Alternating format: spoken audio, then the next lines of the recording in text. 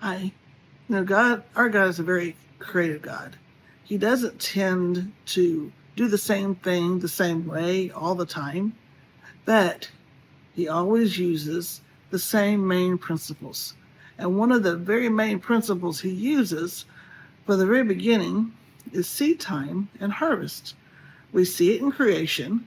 The first time when he made the trees and all the plants and everything, he put the seed in them for them to multiply. When he created the animals and the fish and the birds, he created the seed in them to multiply and to increase and to use those seeds. And when we look in the New Testament and the Gospels, really in every instance of healing in the Scriptures, an instruction, a seed is given to the person, and the person has to activate that seed. It has to do something with it to activate the seed of faith and cause healing to enter in, to grow.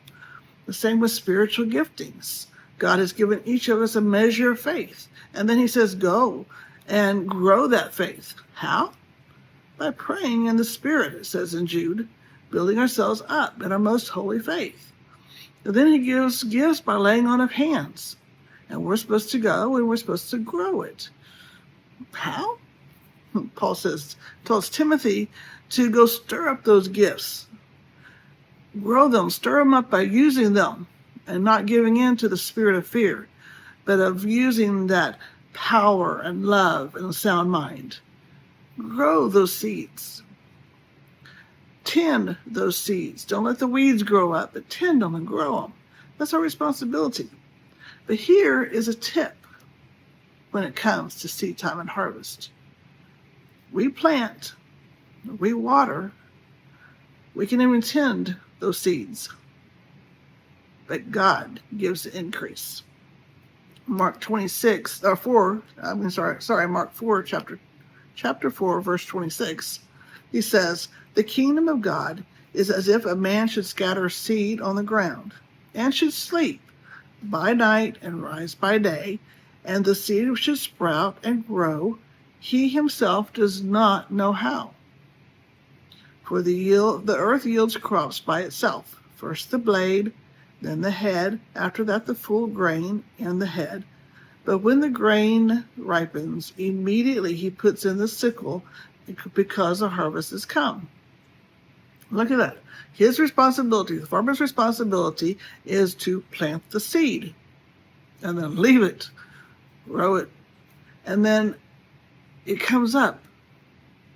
First a little bit, first the blade, then the head, then the full grain. But as soon as that grain is there, it's again the farmer's responsibility to harvest that grain. That's our responsibility. Plant it, water it, but God causes it to grow. If you're in sales, I know my husband's in sales, and so we deal with that a lot. I'm in sales. We deal with that a lot. But it is God and him alone who gives us the power to get wealth.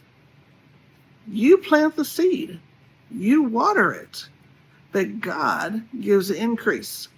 Even in the blessings of Deuteronomy 28, it says that the Lord will command that we will see blessings in our storehouse and in all to which you set your hand. He's not required to give us anything we don't set our hand to. He's not required to grow plants and grow a harvest where we haven't planted our seed. And you always have to make sure you have good seed. So, we need to be careful to do our responsibility. Plant that seed, water that seed, pray over it. But always remember that God is the one who grows that seed. God is the one who gives the increase, and God gives all the glory. Be blessed today.